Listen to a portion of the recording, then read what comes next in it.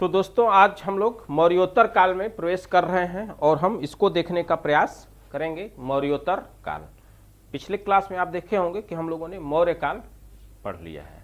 अब मौर्य काल के बाद मौर्योत्तर काल की तरफ हम बढ़ रहे हैं, तो इसको हम अब देखेंगे।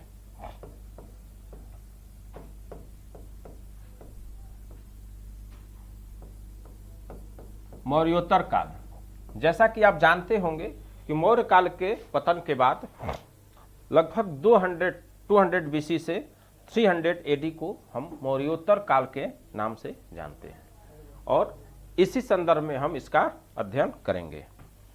तो इसके हम मौर्योत्तर काल को एक सिस्टमेटिक वे में देखिए, ये बड़ा जब भी परीक्षा में आता है अनुमान क्या करता है, गुप्त पढ़ लेता है, मौर्य पढ़ लेता है, लेकिन मौर्योत्तर को हमेशा इग्नोर कर देता है। और नया ट्रेंड देखिएगा तो ये आपको क्लियर होगा कि मौर्योत्तर से सवाल रहता ही रहता है, चाहे वो सामाजिक स्थिति, आर्थिक स्थिति या पॉलिटिकल से। पॉलिटिकल में आप देखिएगा तो क्वेश्चन हमेशा कुषाण को लेकर बना है और कुषाण को लेकर एक आता है फुल फ्लेज क्वेश्चन, जब तो लोग थोड़ा परेशान हो जाते हैं कि कैसे हम लिखें, क्या लिखें। इस आधार पर यहाँ पर दिक्कत आती है। तो हम पहले देखते हैं, इसका एक फॉर्मेटिंग आपको देता हूँ। एक पहले इसका इंट्रोडक्शन लेते हैं, उसके बाद से हम एक एक करके पॉइंट वाइज क्लास को आगे बढ़ाएंगे। ठीक है, बस आप लोग एक काम करिए, जब भी वीडियो देखिए तो पूरा वीडियो देखिए, क्योंकि ये नहीं है कि मैं शुरू में बड़ा अच्छा पढ़ाया, इंपॉर्टेंट चीज़ें पढ़ा दी, बाद में इग्नोर कर दिया। कब इंपॉर्टेंट आ जाएगा, कब अच्छा होगा, ये कोई ये नहीं है कि शुरू से ही अच्छा बुरा का इसमें खेल नहीं होता है। ठीक है, तो मौर्योत्तर काल में शासक के आधार पर आप देखिए, पहले शासक के आधार पर आप देखिए, तो आप देखिएगा कि इसको दो भागों में हम बांट कर देखेंगे शासक। एक देशीय शासक, दूसरा विदेशी शासक। ठीक है, तो जो देशीय शासक है उसमें मुख्य रूप से कौन कौन आते हैं?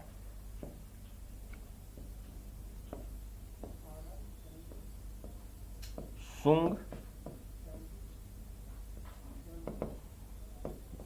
कण्व वंश, फिर कौन आएगा? सातवाहन, मुख्यतः सातवाहन, चेदी, खारवेल, ये सब मौर्योत्तर काल के मुख्य है। इसके अलावा चेदी खारवेल के अलावा दक्षिण भारत में जरूर देखना चाहिए कौन?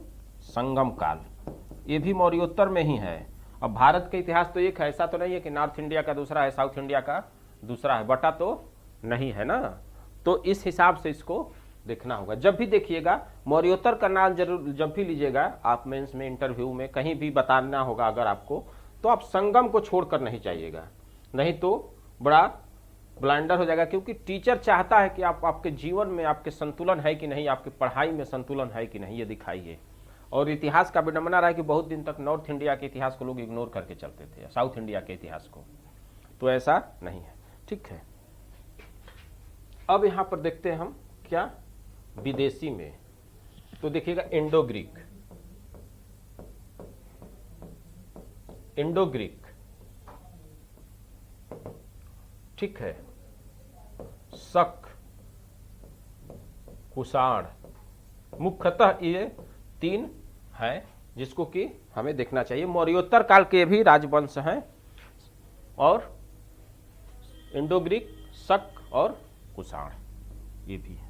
तो ये दो पॉलिटिकल हिस्ट्री में ये दो जो है स्तर पर बांट कर हम आपके सामने रखे हैं, ये मौर्योत्तर काल के प्रमुख राजवंश हैं। तो हमें यहां से जो पॉलिटिकल हिस्ट्री जहां से क्वेश्चन बनता है वो बनता है कुषाण पर, तो हम इस कुषाण को भी देखेंगे पॉलिटिकल हिस्ट्री में। ठीक, इसके बाद अब आते हैं नेक्स्ट। तो जो नेक्स्ट क्वेश्चन बनता है वो बनता है अर्थव्यवस्था। क्या बनता है? अर्थव्यवस्था, एक बिंदु। दूसरा समाज, तीसरा धर्म एवं संस्कृति, धर्म। ठीक है, क्या बनता है? धर्म। फिर एक क्वेश्चन जो आता है अंधकार का युग, वो अभी हम करा दिए हैं इंडिविजुअली, इसीलिए मैं कराने का उसको प्रयास किया था। अब हम आते हैं कुषाण राजवंश पर।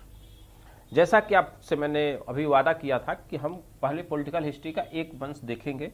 रीजन देखने का ये है कि जब इससे सवाल आया है, मैं भी अपने स्टूडेंट लाइफ में या फिर अन्य समयों पर फील किया है इस बात का कि यहाँ जब आता है तो स्टूडेंट असहज हो जाता है परीक्षा हॉल में। स्टूडेंट थोड़ा सा नर्वस हो जाता है क्योंकि इसको इग्नोर करके चलता है और इसको किस सीक्वेंस में लिखें और कहाँ से इसको संभाल पाएं, ये उसको समझने में थोड़ा कठिनाई होती है।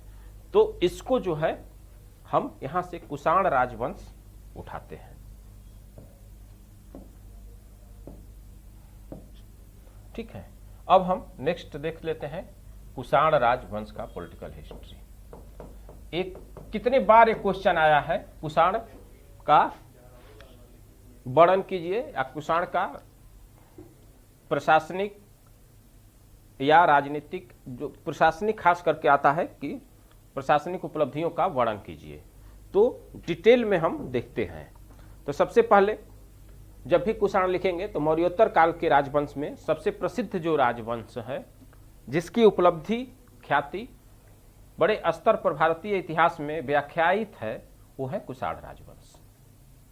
कहने को तो ये विदेशी हैं और भारत पर आक्रमण करके भारत में स्थापित हुए, लेकिन कुषाण राजवंश एक ऐसा राजवंश है फ्रेंड्स, सबसे बड़ी बात यह है कि ये था विदेशी, लेकिन जब भारत में कुषाण राजवंश की स्थापना हुई तो पूर्णतः भारतीय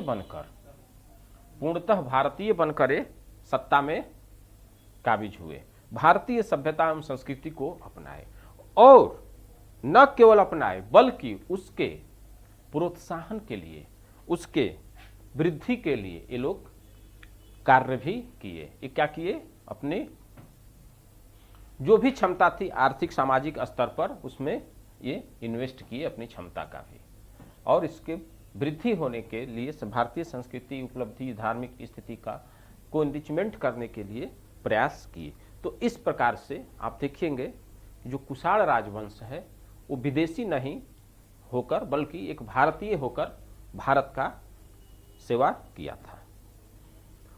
अब रहा बात कुषाणों के, तो आप जानते होंगे कि चीनी इतिहास से भी हमें कुषाणों के विषय में जानकारी प्राप्त होती है। कुषाणों के विषय में कहा जाता है कि जो कुषाण थे वो मध्य एशिया से भारत में आए हुए थे, और मध्य एशिया के यूची जाति की एक शाखा थे कुषाण। किसकी, बड़ी पीटी में भी सवाल आया है, यूची जाति के शाखा से बिलोंग करते थे कुषाण भाई साहब लोग। ठीक है, भारत में कुषाण शक्ति का विस्तार दो ब्रांचों के अधीन हुआ। भारत में कुषाण शक्ति का जो विस्तार था वो दो ब्रांचों के तहत हुआ। कौन, एक थे कुजुल कटफिशस,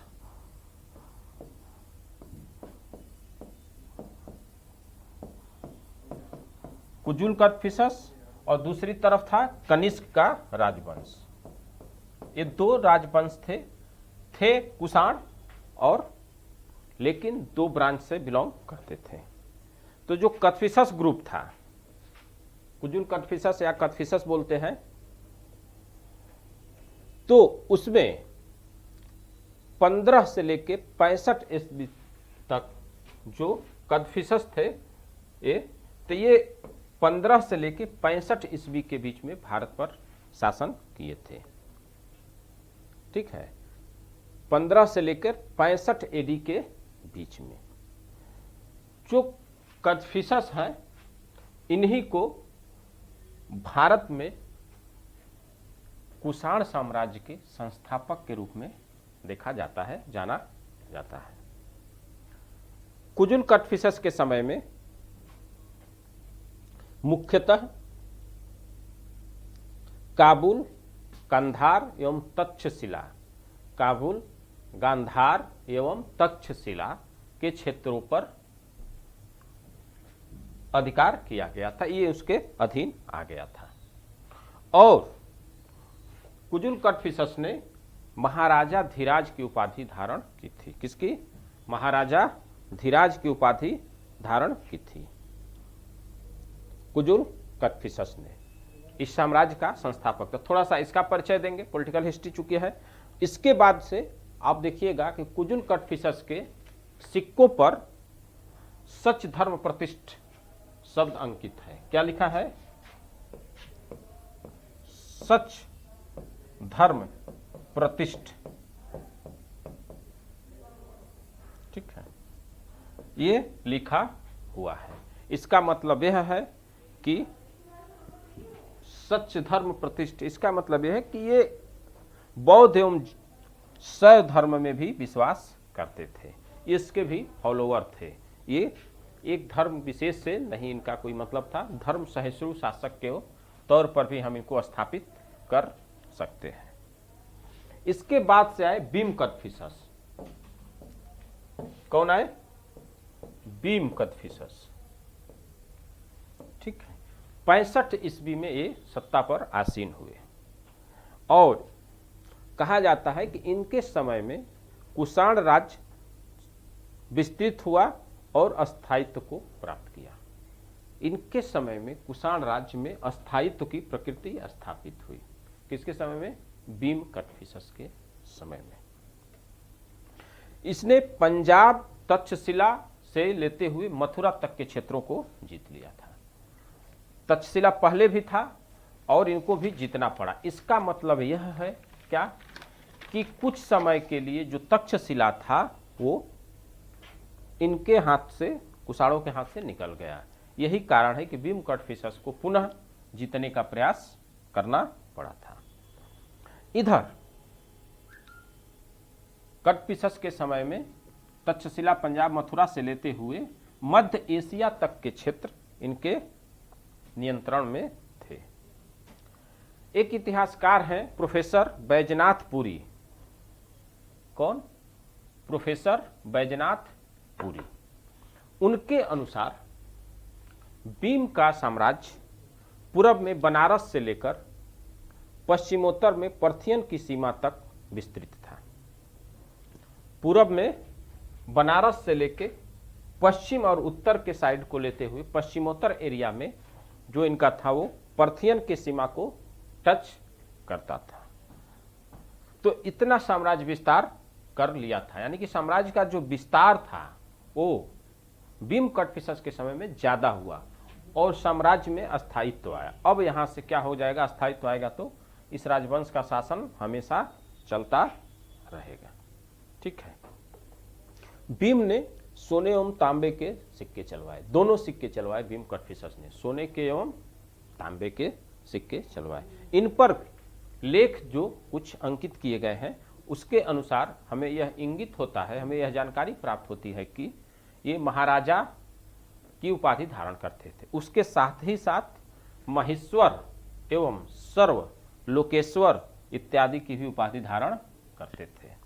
महाराजा की उपाधि धारण करते थे, इसके अलावा माहेश्वर की एवं सर्वलोकेश्वर जैसे उपाधियां धारण करते थे। माहेश्वर का उपाधि धारण करने का इंडिकेशन यह है, माहेश्वर की उपाधि धारण करते थे। इसका मतलब यह है कि ये जो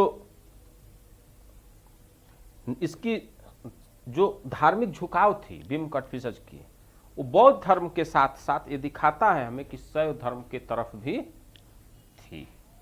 ठीक है,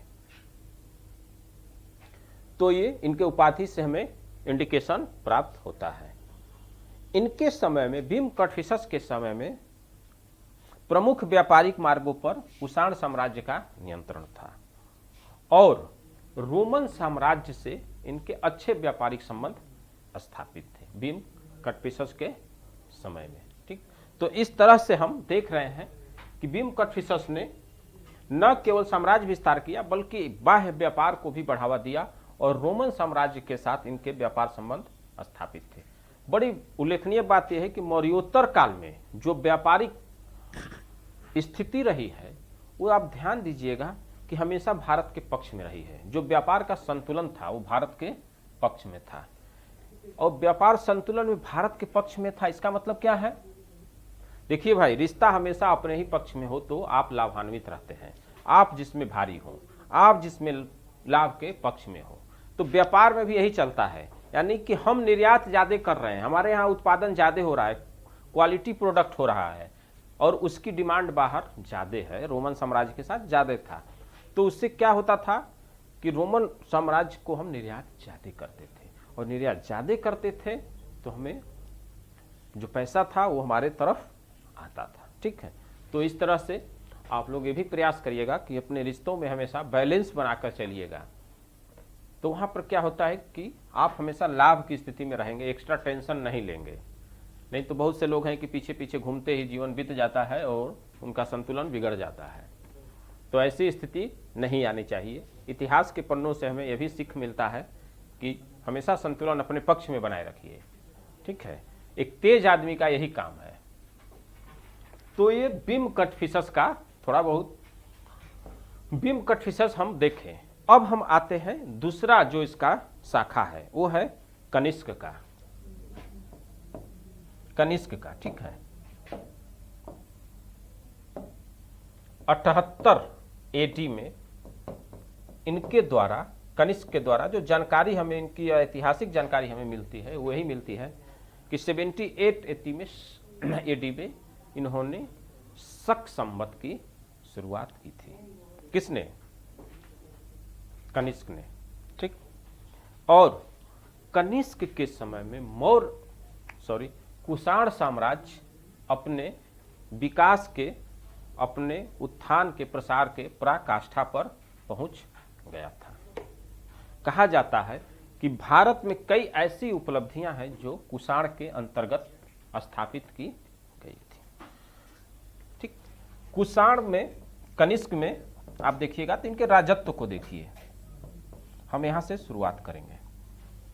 जो कुषाण का राजत्व सिद्धांत है, कुषाणों का जो राजत्व सिद्धांत है वो देवत्व से को प्राप्त करता हुआ, वो देवत्व से अपने को आप को जोड़ता है राजत्व सिद्धांत में। वो अपने आप को क्या कहता है? उसकी जो उपाधि है वो देवपुत्र की उपाधि है।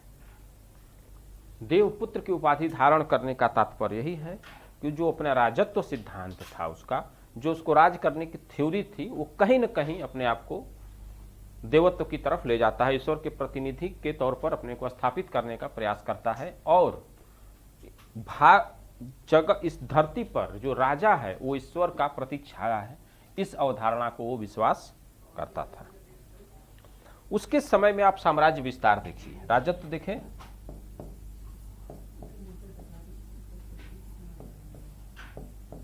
साम्राज्य विस्तार। जहां तक साम्राज्य विस्तार की बात है तो कहा जाता है, जो भी इसके विषय में हमें जानकारी प्राप्त होती है उसके अभिलेखों से और विभिन्न जगहों से प्राप्त सिक्कों के आधार पर हमें जानकारी प्राप्त होती है। ठीक है, तो जो सिक्के हैं, जो अभिलेख हैं, उस सामग्रियों से ये पता चलता है, साहित्यिक सामग्री से भी कुछ इसके विषय में जानकारी प्राप्त होती है। और उसके माध्यम से हमें पता जहां तक चलता है तो ऐसा लगता है कि ये बहुत बड़े क्षेत्र पर शासन करते थे। वैसा क्षेत्र जो बिहार, मगध से लेके पश्चिम में मध्य एशिया तक का क्षेत्र इनके अधीन था। हम एक एक करके देखते हैं। जैसे एक बहुत बड़े विद्वान है प्राचीन काल के, कल्हड़। कल्हड़ की राज तरंगिणी से पता चलता है कि कश्मीर में कनिष्कपुर नामक शहर की स्थापना कनिष्क के द्वारा कराया गया था।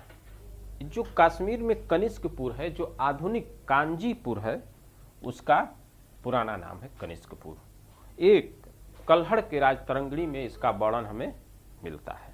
ठीक है, तिब्बती साहित्य से पता चलता है कि साकेत, अयोध्या, जो अयोध्या में साकेत है, आज अयोध्या में जाइएगा तो साकेत डिग्री कॉलेज भी है, तो साकेत पर भी इनका नियंत्रण था। तो इस प्रकार से हमें साहित्यिक स्रोत से पता चलता है कि इनका साम्राज्य पूरब में बड़े स्तर पर विस्तारित हो चुका था। ठीक है, फिर आप देखिएगा अश्वघोष के अनुसार जो जानकारी हमें प्राप्त हुई है उसके अनुसार अश्वघोष लिखते हैं कि कनिष्क ने मगध पर आक्रमण किया था। कनिष्क मगध पर आक्रमण किया था और गौतम बुद्ध का जो वहां पर भिक्षा पात्र जो रखा हुआ था उसको उठाकर ले आया था। गौतम बुद्ध के भिक्षा पात्र को उठाकर पुरुषपुर जो उसकी राजधानी थी पेशावर वहां पर ले जाकर स्थापित कर दिया था। उल्लेखनीय बात यह है कि मगध क्षेत्र से कनिष्क के सिक्के भी प्राप्त हुए हैं, तो इस सिक्का के माध्यम से भी इसकी पुष्टि हो जाती है कि कनिष्क का जो साम्राज्य विस्तार था वो मगध तक था, मगध पर भी था। ठीक है, इसके अलावा कनिष्क का महत्वपूर्ण सैनिक अभियान, महत्वपूर्ण सैनिक सफलता मध्य एशिया खास करके खोतान, यारकंद और कासगर पर था, जिस पे इन्होंने विजय प्राप्त किया था। मध्य एशिया में कहा, खोतान, कासगर और यारकंद पर। ठीक है, इसके अलावा कनिष्क ने चीन पर भी आक्रमण किया था। कहा जाता है कि जब अपने शक्ति के चरम पर था कनिष्क, तो एक राजदूत भेजा चीन के शासक पांचाओ के दरबार में, और पांचाओ के यहाँ राजदूत भेजकर बोला कि आप कुछ साम्राज्य दे दीजिए और अपने बेटी का विवाह हमारे साथ कर दीजिए। ऐसी बातों को सुनकर पांचाओ बहुत बड़े व्यग्र हो गया और क्रोध में आ गया, और क्रोध में आने के बाद वो जो राजदूत भेजा गया था उसको बंदी बना लिया गया। ऐसी स्थिति जब हुई तो कनिष्क जैसे प्रभावशाली एवं लड़ाका शासक के लिए यह स्थिति एक असहनीय प्रतीत हुई और उसने उस पर आक्रमण कर दिया। हालांकि इस आक्रमण में पांचाओं के हाथों कनिष्क की हार हुई। पहली बार जब आक्रमण इसमें करते हैं पांचाओं पे तो उनकी हार हो जाती है। हालांकि हार के बाद कुछ दिन तक शांति स्थापित हुई, लेकिन कनिष्क जैसे महत्वाकांक्षी शासक अपने हार को लंबा समय तक पचा नहीं पाया था और उसने पुनः दोबारा चाइना पर आक्रमण कर दिया और इस बार चाइना के शासक को हरा दिया। ठीक है, और हराने के बाद वो मध्य एशिया से होते हुए जो रास्ता गुजरता था, जो सिल्क मार्ग था, उस पर भारत का अधिकार हो गया।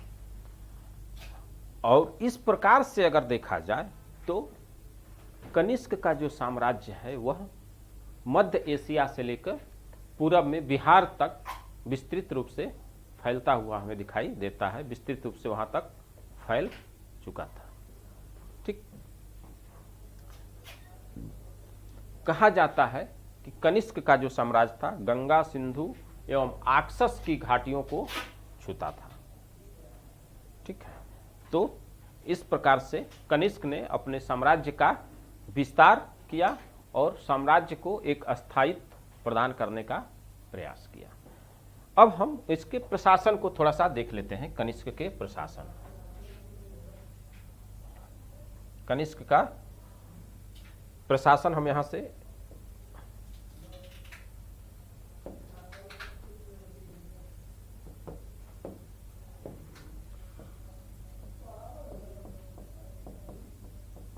कनिष्क का प्रशासन, तो जैसा कि मैं आपको अभी बताया पॉलिटिकल हिस्ट्री, जब हम लोग इनका साम्राज्य विस्तार पढ़ रहे थे, तो अभी जैसा मैं बताया कि वो राजत्व में अपने देवत्व के लक्षण को प्रभावित समाहित करता हुआ दिखाई देता है। ठीक है, तो स्वाभाविक बात है कि उसका प्रशासन भी वैसे ही जन कल्याण पर आधारित होकर आगे बढ़ेगी। वो देवपुत्र एवं कैसर की उपाधि धारण किया था। किसकी? देवपुत्र एवं कैसर की उपाधि धारण की थी। कनिष्क ने सुविधा के दृष्टि से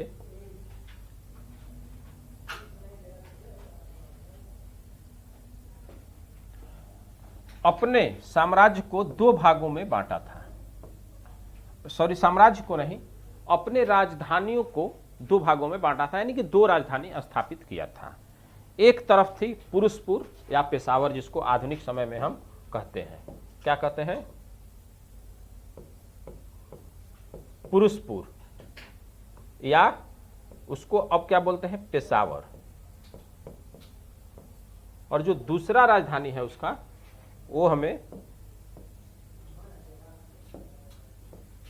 मथुरा दिखाई देती है। कहां?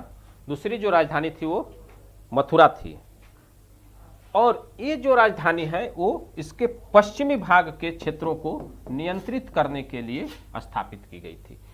दो राजधानी स्थापित कर देने से कनिष्क के द्वारा एक उसके प्रशासनिक कुशलता का परिचय यहां पर देता हुआ दिखाई दे रहा है, क्योंकि इतना बड़ा साम्राज्य था, मध्य एशिया से लेकर आक्सस के तट से लेकर गंगा के तट तक ये फैला हुआ था। और इतने बड़े साम्राज्य को एक राजधानी के माध्यम से, एक प्रशासनिक केंद्र के माध्यम से उसको नियंत्रण में नहीं रखा जा सकता था। ठीक है, तो इस प्रकार से उसने जो मध्य एशिया वाला क्षेत्र था, जो कि ये पेशावर आज पाकिस्तान में पड़ रहा है, वो भी पाकिस्तान के फ्रंटियर साइड में पड़ता है और पश्चिमी क्षेत्र में पाकिस्तान के पड़ता है, वहां से ये जो है मध्य एशिया पर नियंत्रण कर रहे थे। यहां से किस पे? मध्य एशिया पर।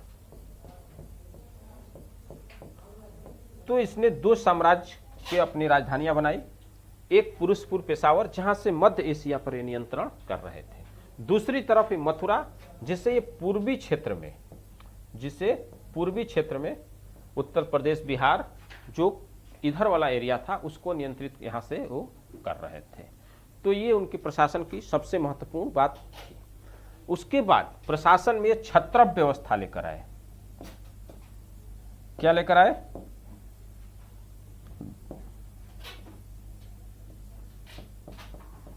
छत्रप व्यवस्था लेकर आए। छत्रप प्रणाली के माध्यम से ये प्रशासन का विकेंद्रीकरण किए और निचले स्तर पर अपने पदाधिकारियों को, अपने छत्रपों को स्थापित किए। सारनाथ के अभिलेख से पता चलता है कि खरपल्लान एवं बनस्पर नामक उसके दो महाक्षत्रप हुआ करते थे, जिसमें सारनाथ अभिलेख में इन दो महाक्षत्रपों का उल्लेख मिलता है। एक का नाम है महाबनस्पर और दूसरे का नाम है खरपल्लान। ठीक है, तो इस प्रकार से नाम देकर आप इनको बता दीजिएगा। तो ये इनकी प्रशासनिक स्थानीय शासन व्यवस्था थी, जिसमें छत्रप व्यवस्था लेकर आए थे। अब इनकी जो बाकी अचीवमेंट है उसको देखते हैं। इनकी बाकी अचीवमेंट में धार्मिक नीति, ठीक,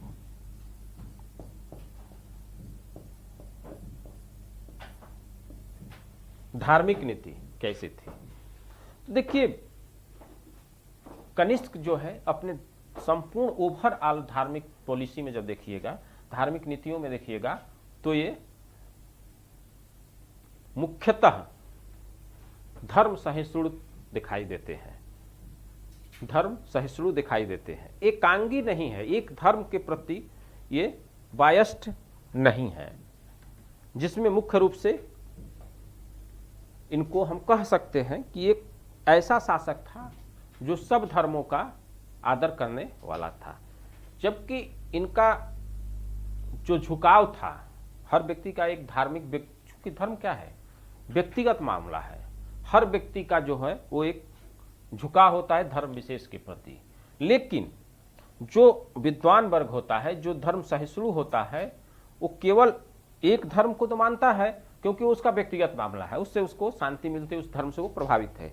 लेकिन एक शासक के तौर पर वह अन्य धर्मों को भी बढ़ावा दे, उसके लिए वह कार्य करे, वो शासक धर्म सहिष्णु कहलाता है। यहाँ पर हम इसके देखते हैं कि ये बौद्ध के साथ साथ ये शैव धर्म को भी बढ़ावा देते हुए दिखाई देते हैं।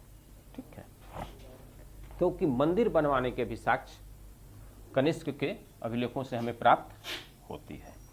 तो इनकी धार्मिक नीति में देखिएगा तो ये बौद्ध धर्म से प्रभावित दिखाई देते हैं। बौद्ध धर्म के उत्थान के लिए कनिष्क के द्वारा कई महत्वपूर्ण कार्य किए गए थे, जैसे चौथी बौद्ध संगीति का आयोजन। अब मैं थोड़ा सा इधर आता हूं, इसको हटा देता हूं, आप लोग देख ही लिए होंगे। अब हम इसको लेकर यहां आते हैं और यहां से लिखेंगे क्या,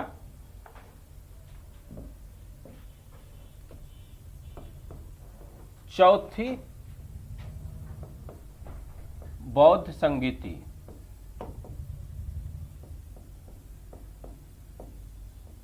चौथी बौद्ध संगीति का आयोजन कनिष्क के ही समय में किया गया था। चौथी बौद्ध संगीति कश्मीर के कुंडल वन में संपन्न हुई थी। इस बौद्ध संगीति की अध्यक्षता वसुमित्र नामक व्यक्ति ने किया था। किसने किया था? वसुमित्र ने। और इसकी उपाध्यक्षता अश्वघोष ने किया था। ये कई बार आता है, आप जब भी इसकी उपलब्धियों वगैरह में लिखिएगा, प्रशासन लिखिएगा, तो सब कुछ इनको इंक्लूड करना होगा। तो इस जरूर लिखिएगा, कुछ 2-4 फैक्ट लिखना चाहिए इतिहास में। एकदम से फैक्ट उड़ा दीजिएगा तो भी संतुलित आंसर नहीं होगा, तो इस बात का विशेष ध्यान होना चाहिए। ठीक है, तो उपाध्यक्ष थे अश्वघोष। अशोक के ही समय में इसी बौद्ध संगीति में एक महाविभाषा शास्त्र नामक पुस्तक का लेखन किया गया था, जो बौद्ध ज्ञान कोश के तौर पर तैयार किया गया था। बौद्ध ज्ञान का, बौद्धों के विषय में एक ज्ञान कोश है, एक भाष्य है, एक टिप्पणी भी कुछ लोग कहते हैं। ठीक है, तो ये धार्मिक नीति में अपने किया था। बौद्ध धर्म के संदर्भ में कहा जाता है कि जो इसकी महायान शाखा थी,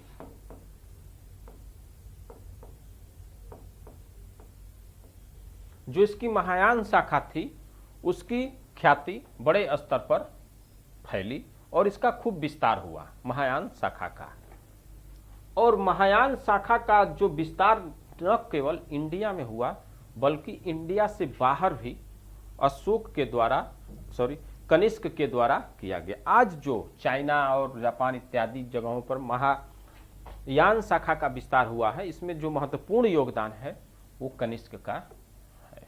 ठीक, महायान शाखा के विस्तार में देखिएगा तो बोधिसत्व का भी अवधारणा इसी समय आता हुआ दिखाई देता है, जो सबके कल्याण की कामना करता है बोधिसत्व। और संस्कृत भाषा को यहाँ पर बौद्ध धर्म के अंतर्गत महायान शाखा के तहत विकसित करते हुए दिखाई देते हैं। यहाँ पर जो होता है वो संस्कृत भाषा का काफी विकास हुआ। ठीक, तो कनिष्क के अंतर्गत, कनिष्क के प्रशासन में संस्कृत भाषा का महत्वपूर्ण विकास हुआ था। इसके अलावा बौद्ध धर्म से संबंधित स्तूप वगैरह का भी ये निर्माण कराए थे। जैसे पुरुषपुर या पेशावर का जो स्तूप है, हम उसका वर्णन कर सकते हैं कि इसका वर्णन, इसका स्थापना इन्होंने कराया था। जैसा कि मैं आपसे बताया कि इनके धार्मिक नीति में धर्म सहिष्णुता के भी तत्व दिखाई देते हैं। अपने सिक्कों पर वो हिंदू, ईरानी, यूनानी आदि देवताओं का भी चित्र अंकित कराया था। तो इस प्रकार से वह धर्म सहिष्णु होता हुआ दिखाई देता है। उसके बाद कला के क्षेत्र में देखिएगा,